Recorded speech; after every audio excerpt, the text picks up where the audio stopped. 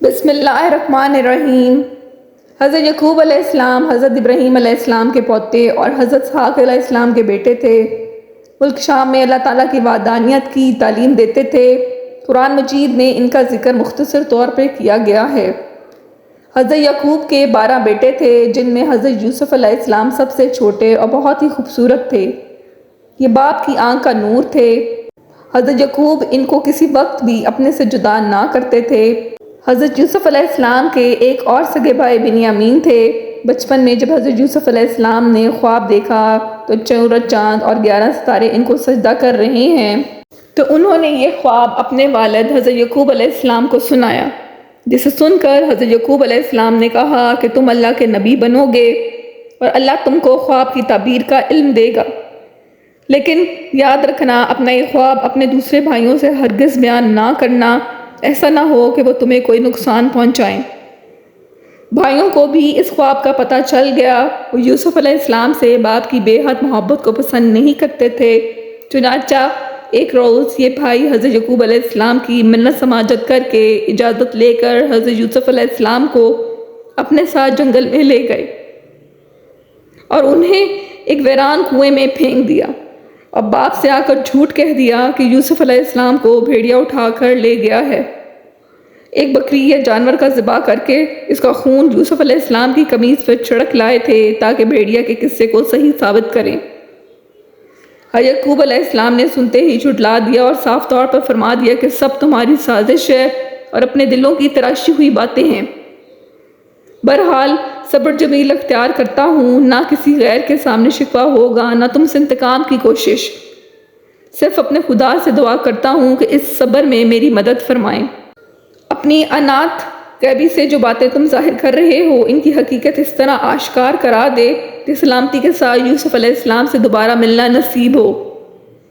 معلوم ہوتا ہے کہ اللہ تعالیٰ نے یعقوب علیہ السلام کو مطلع کر دیا تھا کہ جس امتحان میں مبتلا کیے گئے ہو وہ پورا ہو کر رہے گا، اور ایک مدت مقررہ کے بعد اس مصیبت سے نجات ملے گی۔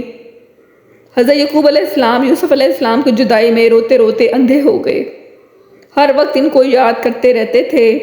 حضرت یوسف علیہ السلام کو ایک قافلے والے کنویں سے نکال کر مصر لے گئے اور وہاں فروخت کر دیا۔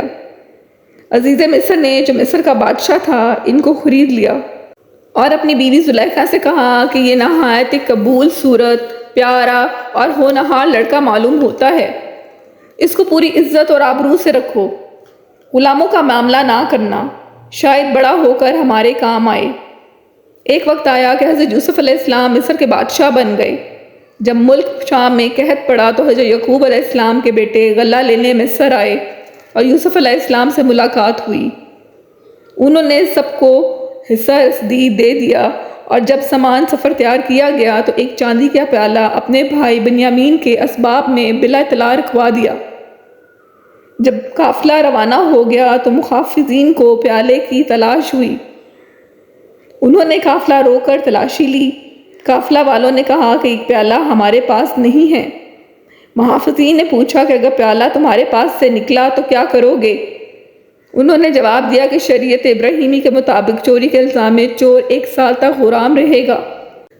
یوسف علیہ السلام کے سامنے سب لے جائے گئے اور ان کے سامنے ان کے سامان کی تلاشی لی گئی، اور پیالہ بنیامین کے سامان سے نکل آیا، چنانچہ ان کو یوسف علیہ السلام نے روک لیا اور اپنے پاس رکھ لیا۔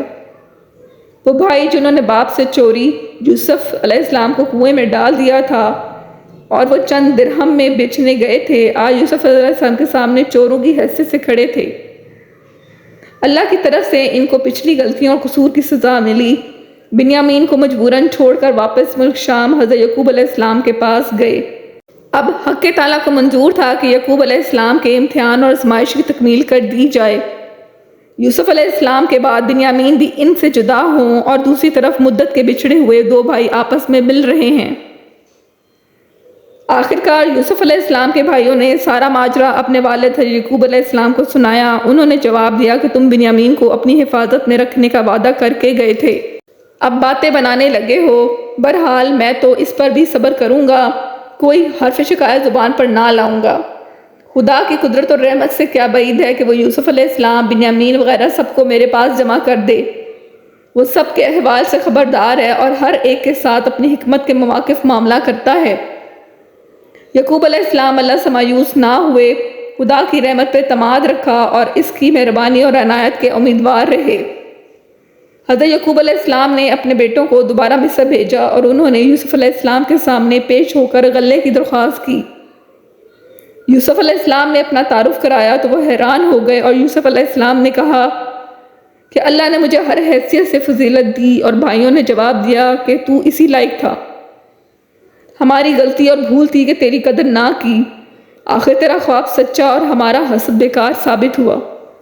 حضرت یوسف علیہ السلام نے انہیں معاف کر دیا اور کہا کہ تم جاؤ، والدین اور اپنے سب متعلقین کو یہاں لے آؤ۔ چنانچہ ان کو علم ہو گیا تھا کہ والد کی آنکھوں کی بینائی چلی گئی ہے، اس لیے اپنی قمیص دے کر کہا کہ ان کی آنکھوں پر لگا دینا، بینائی واپس آ جائے گی۔ چنانچہ یعقوب علیہ السلام قمیص کو آنکھوں پر لگانے سے اللہ کے حکم سے بینا ہو گئے۔ خدا کی قدرت، یوسف علیہ السلام مصر میں موجود ہیں۔ باپ نے کبھی نہ کہا کہ یوسف علیہ السلام کی خوشبو آتی ہے، کیونکہ خدا کا امتحان پورا ہونا تھا۔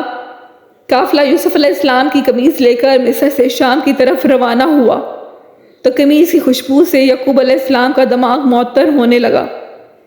سارا واقعہ قدرت کا ایک مرکہ ہے۔ یعقوب علیہ السلام جیسے مشہور و معروف پیغمبر شام میں رہیں اور یوسف علیہ السلام جیسی جلیل القدر شخصیت مصر میں بادشاہت کرے۔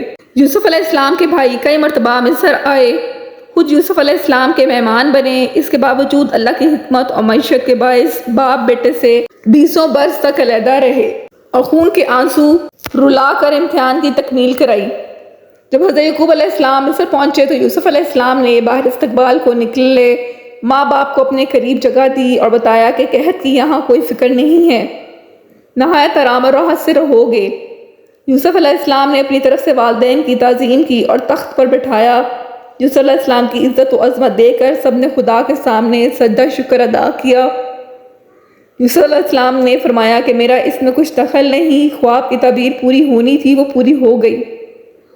مصر میں ان کی اولاد خوب پلی پھولی۔ حضرت یعقوب علیہ السلام کی زندگی تک حضرت یوسف علیہ السلام ملک کے انتظامات میں رہے۔